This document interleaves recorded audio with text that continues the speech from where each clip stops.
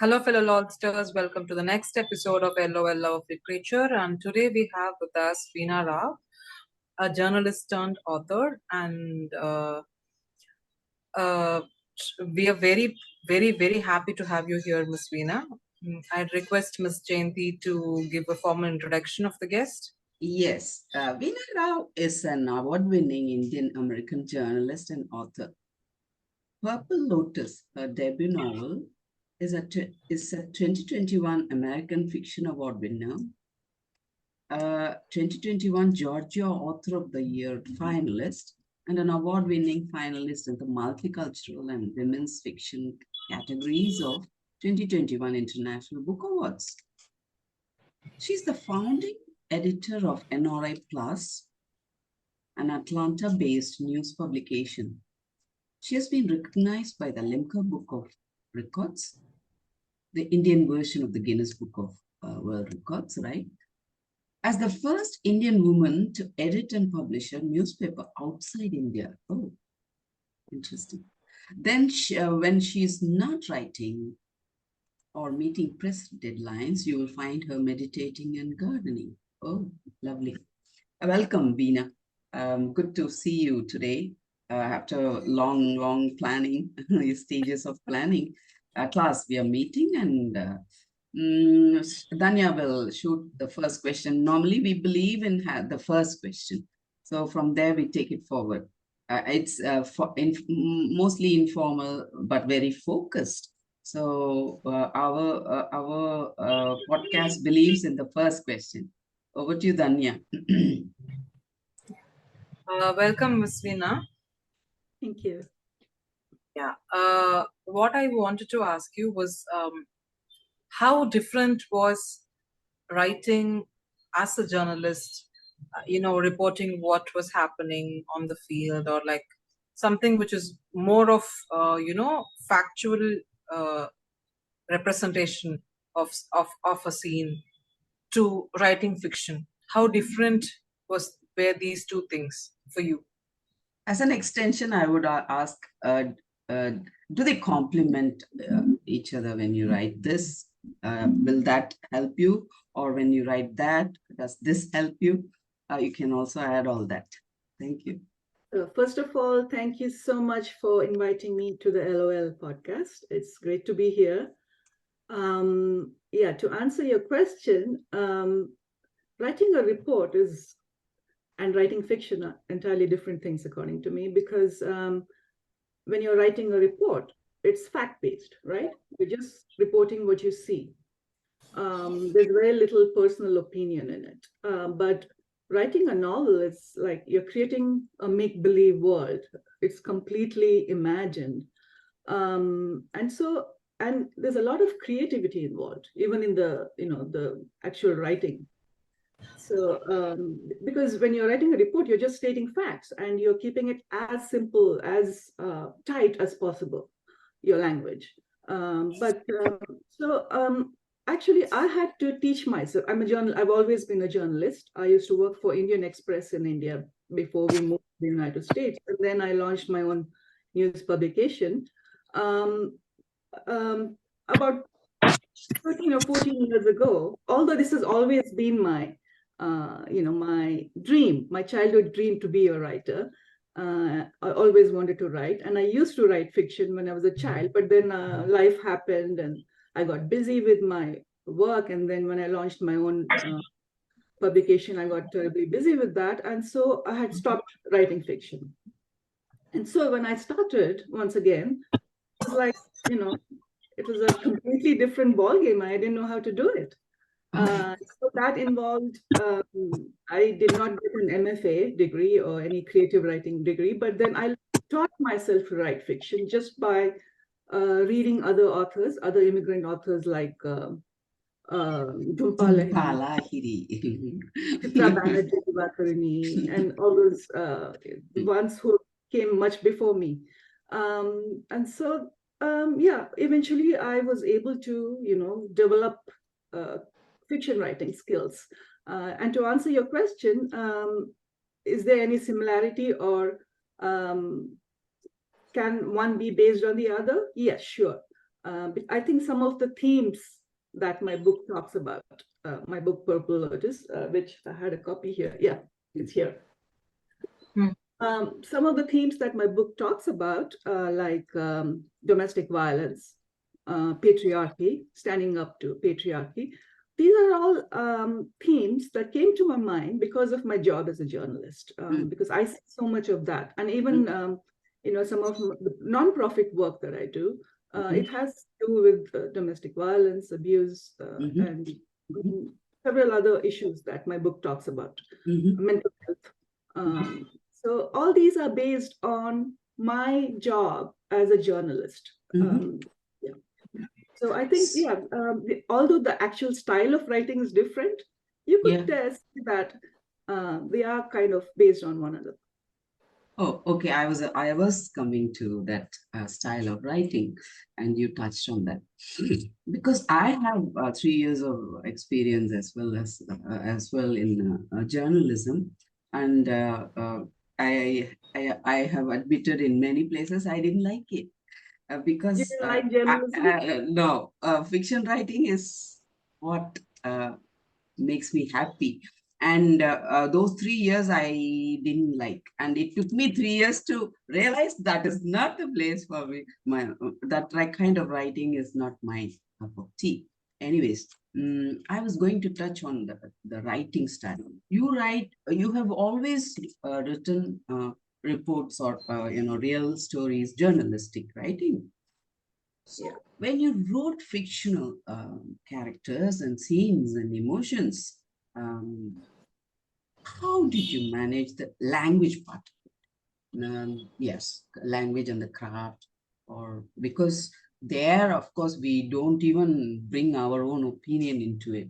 We just write, Right. especially in countries like where I live. I'm not supposed to give it bring anything into that. We write as it is, okay? In fact, we write as we are supposed to be writing, or how we are asked to write. That's what I did, and I didn't like it. But free journalism is another. It gives some kind of a fulfillment and all that. But writing fiction is completely different, right? How did you transit? How was Yeah, that? I think I touched upon that a little.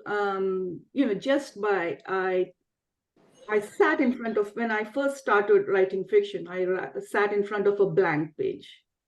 And so I imagine my 6-year-old self on a train. Okay. My family used to live in Cuttack in Orissa.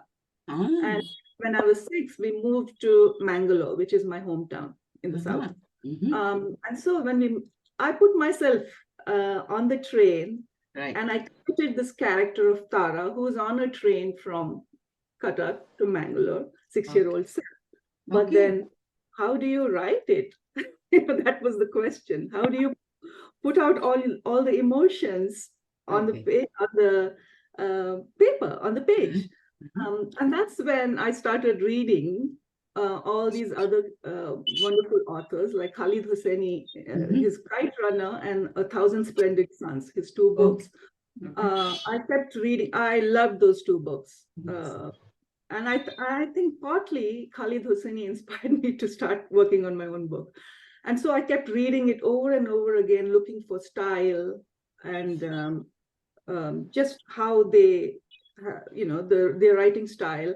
And after reading so many of these authors over and over and over again, I think I ended up developing a style of my own. My first draft, the first draft of Purple Lotus was 130,000 words. It was bloated. It had a lot of unnecessary stuff.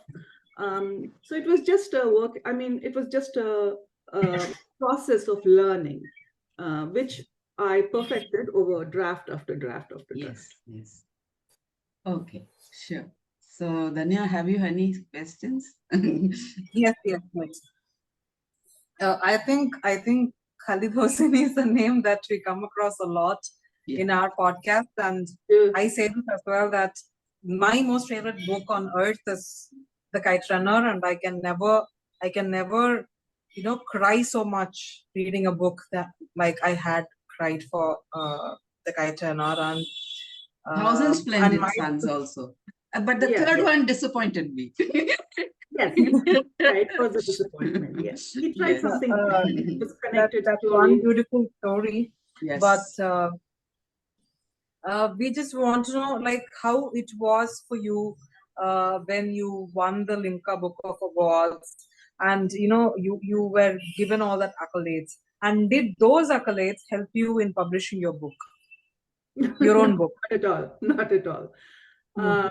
Well, the Limca Book of Records happened in 2010. I launched Mhm. the paper in 2006, and 4 years later, I launched the paper without any capital, without any. I didn't even know what I was doing. I just launched Mm. it because I felt like there was a need for an Indian Indian American voice. publication here Mhm. in the American South. Okay. But I think the Limca Book of Records, it was a huge deal for me because Mm. suddenly my work, it gained respectability. It's early morning and I'm not finding the right words. Just had tea, just woke up an hour ago, but it gave me the push that I needed to.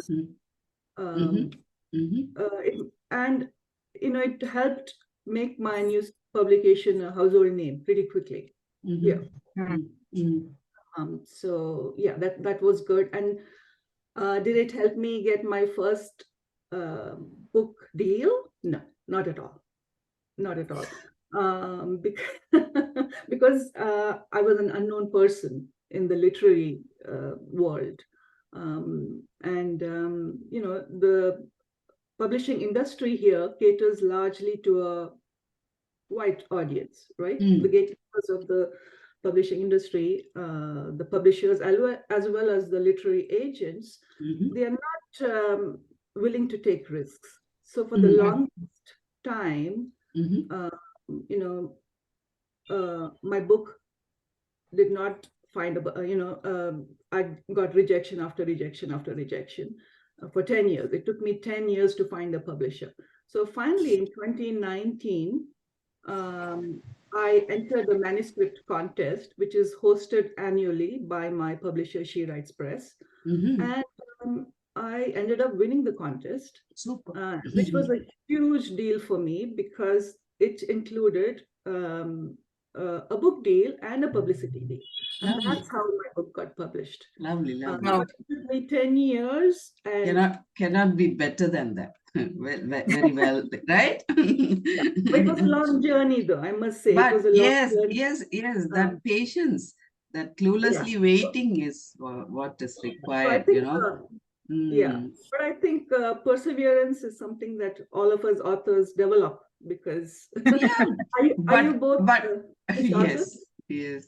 So You're both actually, published authors. yes. So the aspiring writers, young people are not patient, Veena. That's why I said that patience really pays. And Yes, of like course. Dhanya's debut novel that published last year, right, Dhanya? She wrote at least 6 to 7 rewriting, not exactly editing. She rewrote 6 to 7 times, and not all young people are patient to do that. So 10 years and winning a book, what is that, manuscript contest, and getting a deal is the best thing that can happen to a manuscript, Absolutely. I think, and very happy to know that. I don't know how it is in India or Singapore, but here in North America, things are changing a little bit. That's good. More and more diverse authors are getting published. So, and I'm very hopeful. I'm working on my next book, and I hope that's not going to take 10 years to. Is it a novel? Is it a novel also? It is. It is. Okay, that's good. As for the published novel, Purple, what was that? Purple. Yes. Purple Lotus. So how many drafts over 10 years? I mean, when it won the contest, how many nth draft was that? 10th, 9th, I would say at least 10th.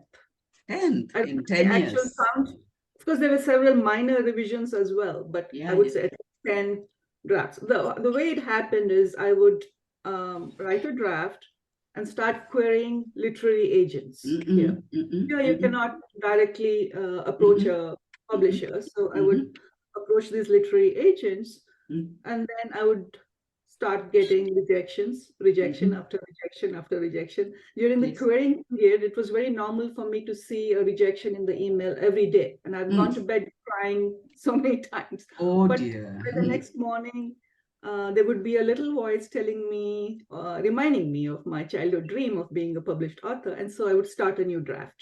Oh, I see. So the cycle would start.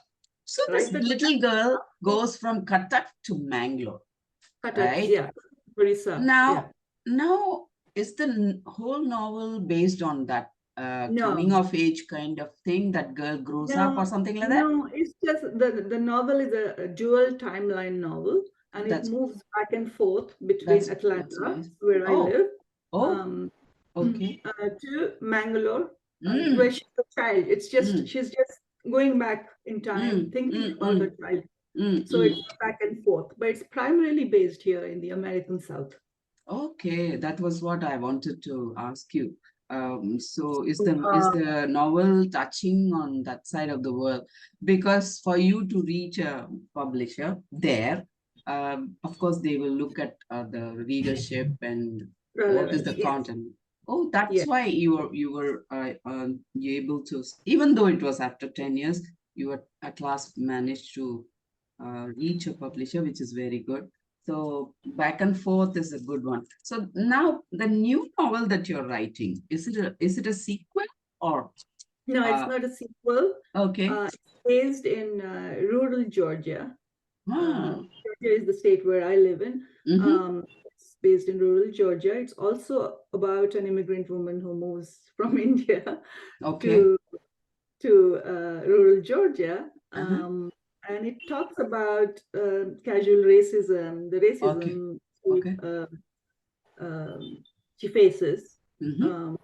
And I think that's all I can talk about. Sure. Yeah, Yeah, of course. So I would like to know if you can tell us the genre of your novel, which is Purple Lotus, and also about what was the type of research that you had to do, because I'm sure, though it's fiction, there are going to be facts in it, right? You are going to incorporate at least the timeline, at least there are going to be certain things which will have to have factual research you have to go through. So what type of research you had to go through, and what is the genre?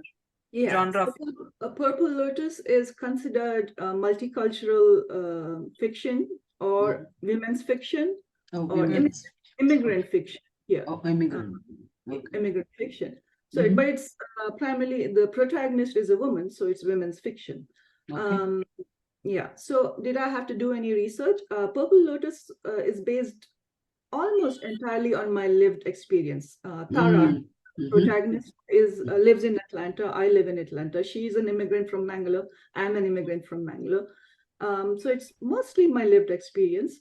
But and some of the book has American characters. There's a Russian immigrant who is a great friend of Tara's. So all these characters were also based on people I know. Yeah, so it didn't involve a lot of bookish research, online research. But my next book is set in rural Georgia, and that's not my lived experience. So that will involve a lot of online research and also just visiting those little towns in Georgia, rural towns, and maybe befriending people there, getting a feel of the place. And that is very important for me as a writer, to get a feel of the place. Yes. So the Purple Lotus, you said it's more of lived experience.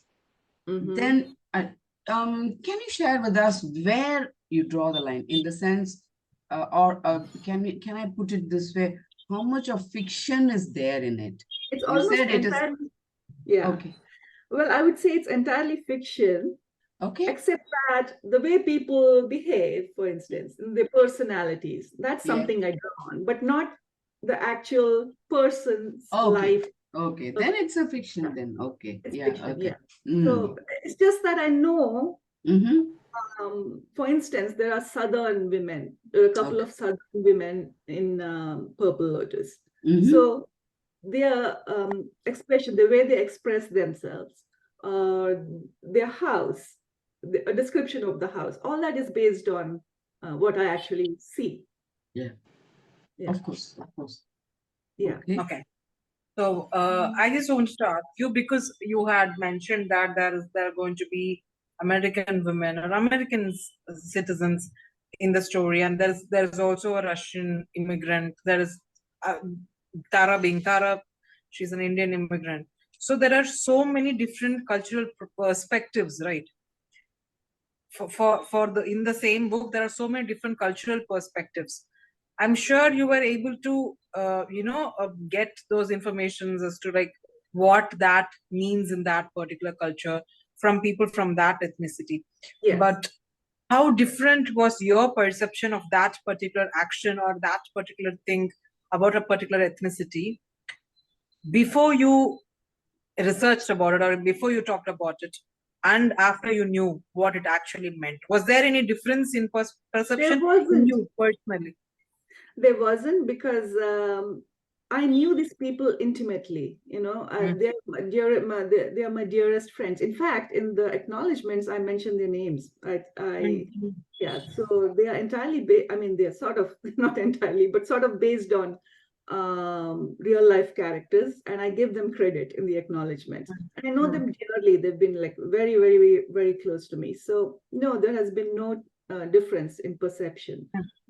But that may not be true of my next book, because like I said, I'm writing about something that I'm not, which is not my lived experience at all. But has any of your readers contacted you, or have you heard them saying that it's changed their perception of a particular culture after they read your book? Because I'm sure there are going to be some stereotypes that you're breaking somehow, or Yes. there should be some. Yeah. So did Well, you I have don't an know experience about like that? that, but readers contact me because they have a lot of victims of abuse. Women who are isolated here, women who are trapped in a marriage because of legal issues, or fear of losing custody of children. There are so many immigrant issues that come up here when you're trapped in an abusive situation, and so a lot of women. They've contacted me and they've told me that my book has given them the strength to, if not change the situation, at least hope for a better day for tomorrow. Which is very good, actually. Yeah, thank you. Which is very good. Congratulations on that. Thank you. So, I mean, So some kind of impact is what is required. It need not change a person. Yes, I think because of my job as a journalist, I like to write about social issues, and I do think that my book has to have some impact, create some change. And although entertainment is also one of the primary goals of my books, but it also creates some change, right? So are you pitching for Screen, your published novel? Okay, I mean, you said it has entertainment. I thought maybe every book has to be a page turner, right? I mean, yeah, okay, that way, yes. That's what readers expect. But are you going to pitch for Screen? Well, I don't know, because I just signed up with an Indian publisher, Three Shade Books out of Delhi. They have taken over the rights of Purple Lotus. The book will have a new cover and it'll be released in India later this year. Lovely. Yeah. So, and will it be picked up by some movie maker? I hope so.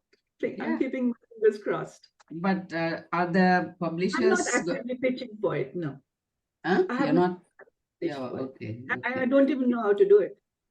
Of course, it's all a learning process. But do you think your novel has it in?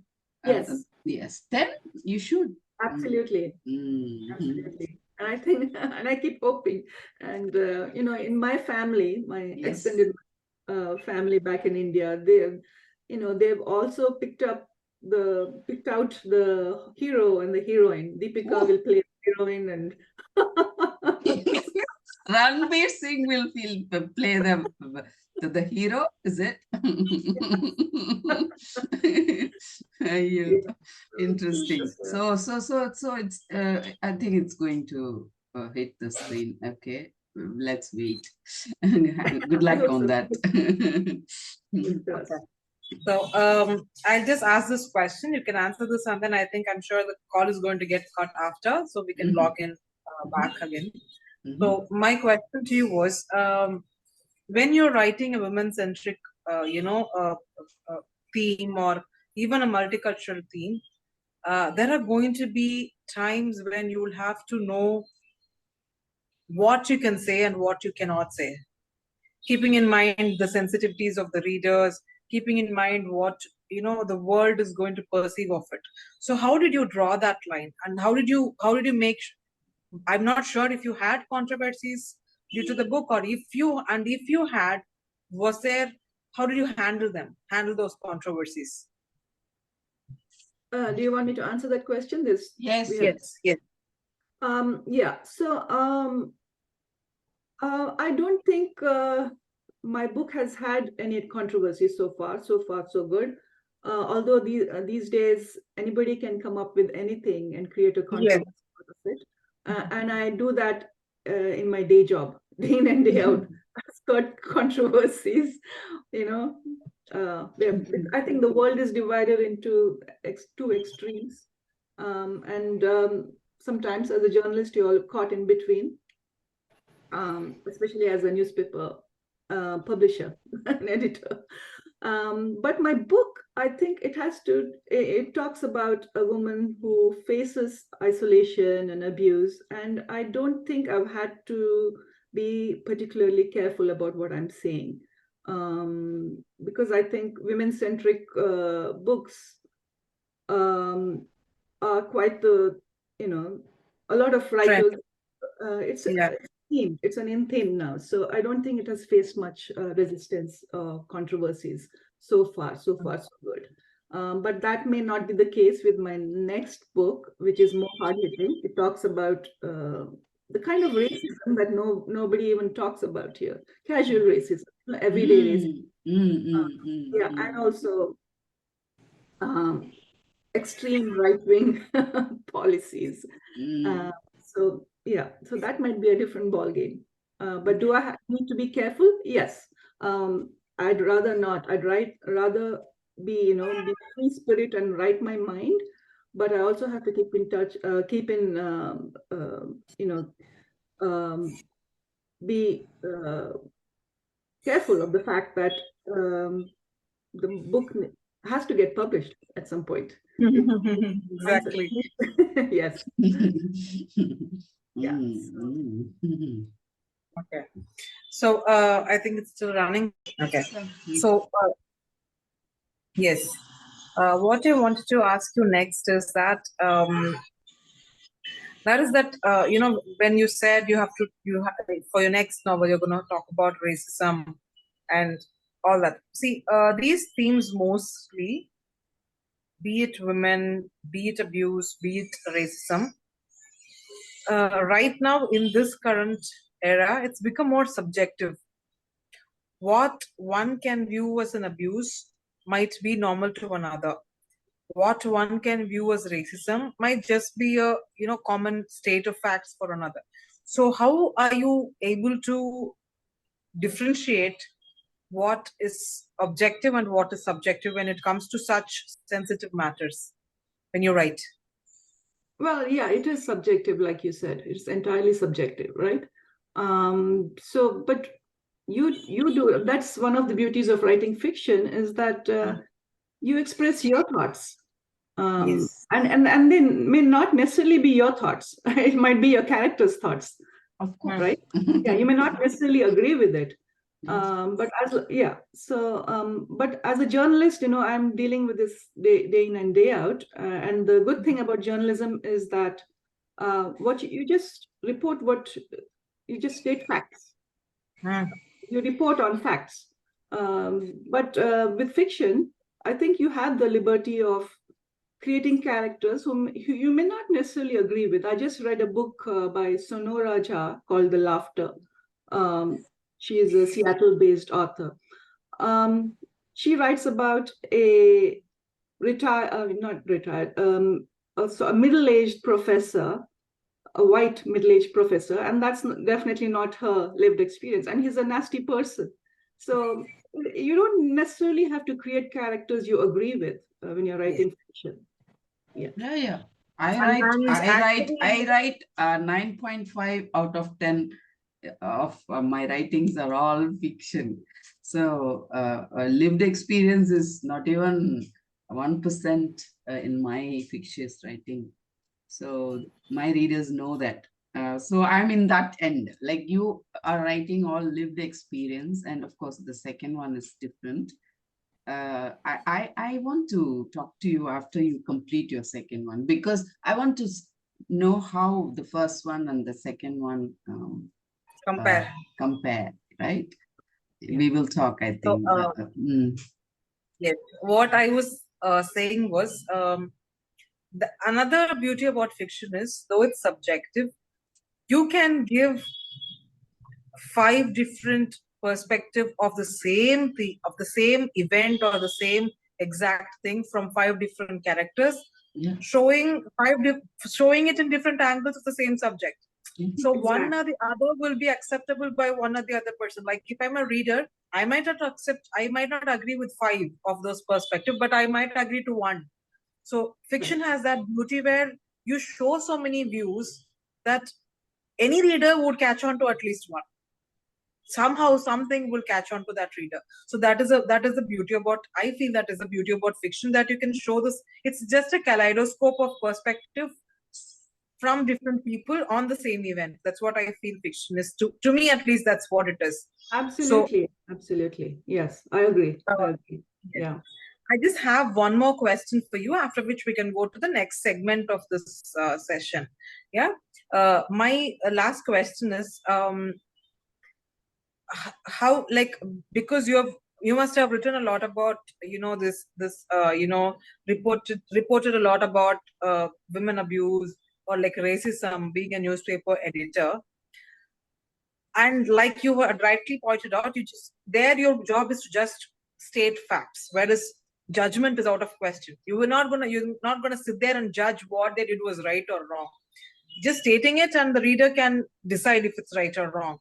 Whereas when you write fiction, you're going to have to take every character you play, every character you write is going to take one judgment, have one central, characteristic. So you are going to have to take those roles. How interesting or how harrowing was it to play those roles, which might sometimes be even opposites to each other, because you are writing the antagonist and the protagonist yourself when you're writing fiction. So how harrowing or how interesting was it for you to take on those roles? Yeah. There's a character in Purple Lotus, the abusive husband, and he's not a very nice person. Of course, since he is an abuser, how can he be a nice person?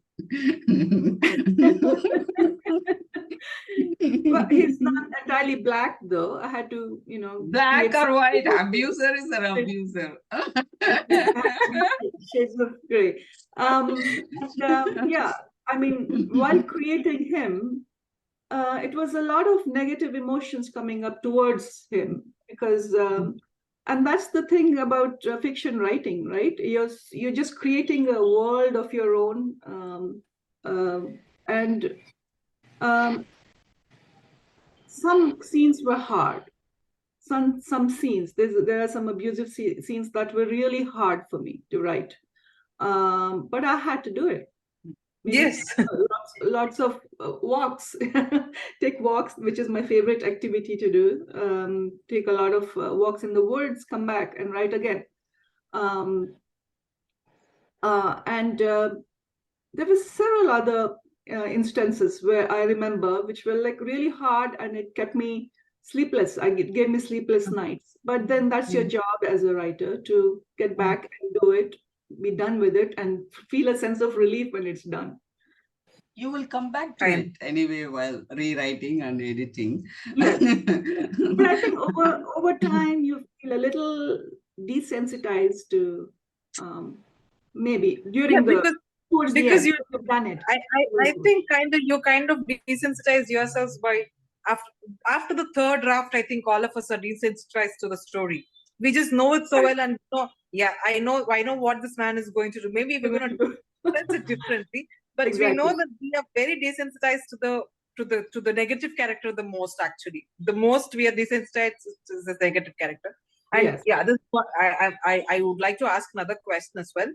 I wanted to ask, like, because I have gone through it as well. I mean, I have my draft that was published was my 7th draft, like Ms. Jayanti had told, and it took me 5 years. What's the name of your book? My book's name is The Cord. The Cord. The Cord. Okay. Yeah. I'll check it out. Yes, it's Space. available only in India, though. It's the setting is partition period. Ah, Mm. interesting. Yeah. So I wanted to ask you, when would you know that a draft was done, right? Because you've written so each time. When did you know? Okay, this is all. I am not going to touch this draft. Yeah. No. So I wrote from a very isolated space. So when I finished the third or fourth draft, I thought I'm done. My book is perfect, but obviously it wasn't. It wasn't. It was a learning experience. Even the 6th or 7th or 8th draft was not. I mean, there's always room for improvement, always. But at some point you say, okay, I'm done. I can't keep doing this all my life. And that's when you start querying. But yeah, I would say that any author needs to do at least 4 drafts. Even the most well-known authors, 2, 3 or 4 drafts, I'm sure. I was speaking to Chitra Banerjee Divakaruni. She was here Okay. about 3 months ago. She does several drafts too. I mean, she Yeah. brings out a book every year. Yes. She brings out a book every year, but even she does it too after all these books. So at least 4 drafts or 5 drafts. Okay, share with us what's your editing process like? Editing process is I write a scene one day, and then I go back and edit it at least a couple of times before I move forward. No. When you said just now, yes, 4th or 5th draft, I thought it was done. It's all done. But later you still improved and all right. But the actual editing, it was, if I can say, before it went for the manuscript contest and before the actual printing, there are 2-3 stages, right? You can tell us how you did that. So after the 4th, I would say about after 7 major drafts, when I still kept getting rejection after rejection, I hired a developmental editor, Tiffany Yates Martin, and she was wonderful. And she showed me what was wrong with she gave me her ideas about what was wrong, what she thought was wrong with the manuscript. The primary thing was there was a lot of unnecessary characters crowding the book. So I had to kind of, Flip them off. Kill some of the characters. You did it. I mean, just deleted all those people out, and so pared it down. So from 130K words, from 180. Okay, 180K. No, 130K to 80K. It came down to 50,000 words. Okay. I had to delete them, delete all those characters, all those scenes, and that part of the story, which was primarily set in Mangalore. There was a whole part that was in the first part of the book. The book was in 3 parts, and the first part was set in Mangalore, and most of the characters were killed. So, what was your question again? So my question. What was the editing process? I'm sorry? Editing process. What was the editing process? And then when She Writes Press picked up the manuscript and I won this book deal, they had their own editors, right? So it went through a couple of, I went through another draft, of course, one more draft. I edited the book, revised the book one more time. I edited it. I had a couple of friends look at it. And then I sent it to She Writes Press. And She Writes Press, once again, they had their own professional editors and proofreaders go through it again. So yeah, that was the process. It was intense. Developmental editors and the publishers, the editors from the publishers are all from your country, right? America. Yes. So Yes. how could they understand or They did not. see the Mangalore part of things? I'm asking. I mean, so did there you were a have lot of- arguments? Did you say, I Yes. want to keep this, I'm not killing that? Yes, there were arguments. Since I mentioned her name, I'm not going to say much, but yeah, there were a lot of times, even with She Writes Press editors, they did not really understand where Tara is coming from. One of the primary things is Tara, after she's abused, she goes back to the husband. Okay. She goes back because she's an immigrant. She does not, there are so many issues. She's lonely. She is financially dependent on him, and also cultural. She has pressure from her parents. She's constantly facing pressure from her parents to go back, make peace with her circumstances, to try harder to keep her husband happy. So she goes back one time. And they couldn't understand why she would go back. They didn't understand. There were a lot of things they didn't understand. They would say, if I did this, there would be a row. But then at such points, you just insist on, that you hold your ground. Yeah. There are cultural reasons, right? Yes. Parents insisting, society insisting. There are pressures from at least this side, Bangalore and all. Yes, of course. And I'm sure that's changed now. Yeah. In India, but my book is set in early 2000s. So it was different back then. It's still not changed. I didn't think India will change for another 50. I think when my generation is around maybe when we are in our 60s, maybe India would change. But right now, I don't see any scope for India changing. Where are you based, Dhanya? I am from Theni, Tamil Nadu. I'm from Tamil Nadu, but right now I stay in Chennai. I work at Chennai, but my ancestry is from Theni, down south, lower than Mother. Okay. But yeah, my brother is in Bangalore. He lives in Bangalore, so I know the city pretty well. Okay. Okay. Yeah. I think it's time for us to go to our next segment. It's called World of W's. World of W's are nothing but short, which can elicit small answers. I'm sorry? Go up to the door if you don't mind. Please. I can edit this part. You can please go. Okay. Is there any other question that you want to ask? See, for World of W's, I would like to ask you can ask the social media, how has social media helped? And we can ask her, what are all the awards the book has won? Readership, not just this one. Reviews, leadership, reviews, leadership. And we can ask her about her website, where they can find all that, the usuals. And when is the next book due, and what is about that? How old? How long is the segment? This segment? This segment will only last like 3 to 4 minutes. Okay. Yeah. So World of W's is nothing but short answer questions, like which will elicit very, and it will also be a recap for the entire session. And if someone could not sit through the entire session, they could just come to the segment and just listen to this to get a gist of what we have spoken till now. So our first question to you in World of W's is, what is your next book about, and when is it due? Well, I don't know when it's due because I'm still working on it. I'm still working on the first draft.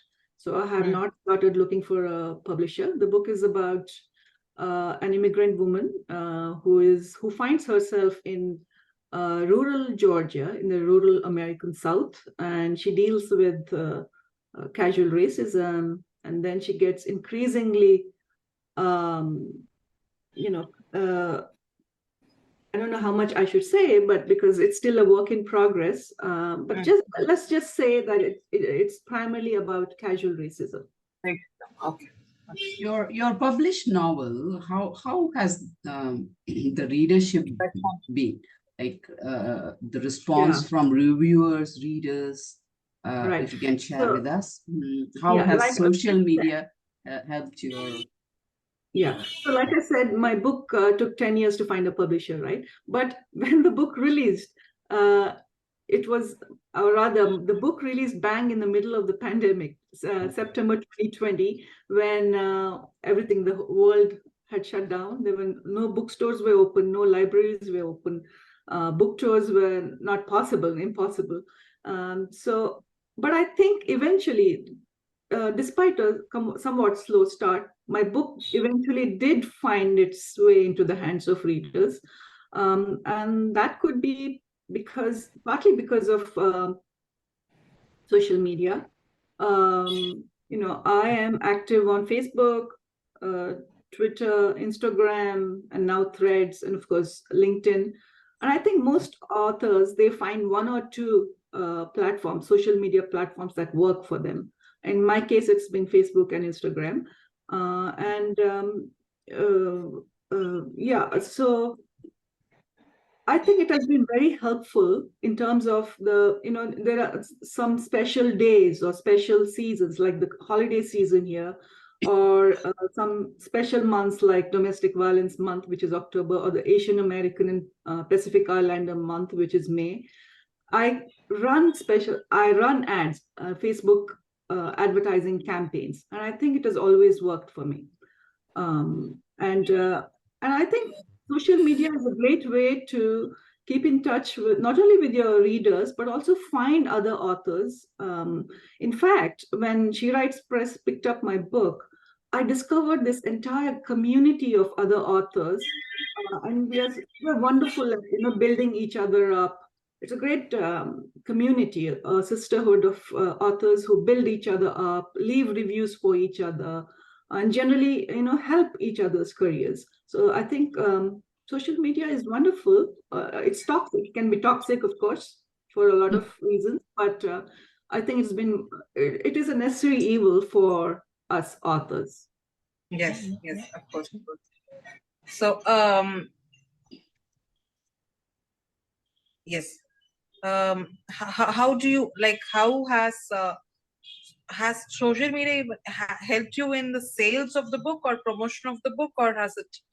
Yes, it has always helped me. Like I said, Facebook advertising campaigns, Instagram advertising campaigns.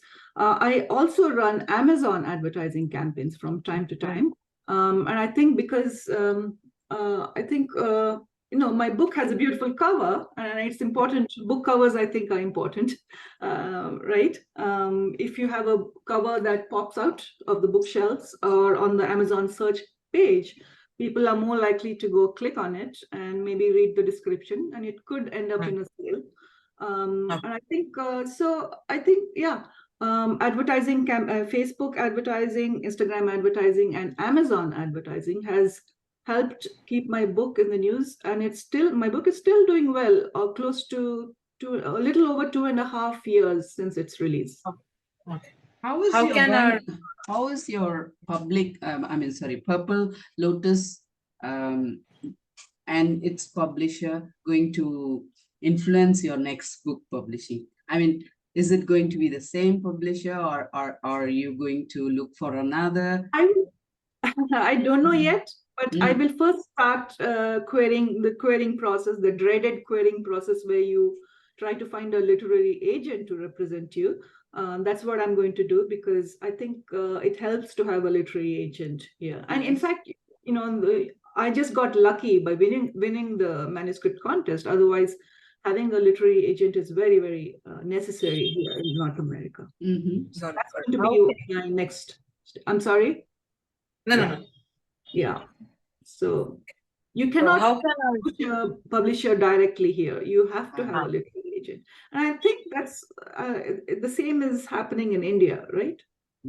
No, I found Right. just I picking found up. my Indian publisher, Tree Shade Books, through my literary agent, the Book Bakers, Suhail Okay. Mahathur of the Book Bakers. He's wonderful. He has a roster of about 300, 400, 600 authors. And yeah, so he helped me find this publisher out of Okay. Delhi. Okay. So, how can our readers find you? Like Instagram and Facebook, that's fine. But do you have a website that the readers, You have a and where website. can you It's, find your book? my website is veenaspulse.com. VEENASPULSE.com. Why Venus Pulse? Because I run a publication called NRI Pulse.com. So yeah, I wanted something that readers of NRI Pulse would, kind of be, it would resonate with them. So pulse.com. And you can get test the pulse of the readers Yes. also. Okay. So yes, thank you, Veena. So if you can share with us how your experience with LOL was, and like a few parting words for aspiring authors who are looking to write a book or like publish a book, like if you have any parting words for them. Well, my parting words would be, don't give up. The world is changing. Eventually, your book will find its way to the hands of readers. Perseverance is a great, great, great quality to inculcate, and keep at it. And make sure your writing is good. Write draft, polish it, write your draft, polish it, keep editing until you find your publisher. So Yeah, Thank you how so did much. you? How It's did been you wonderful. Thank you. Great questions. It has been a great experience. Thank you. Thank you. Leslie and- so much. Thank you.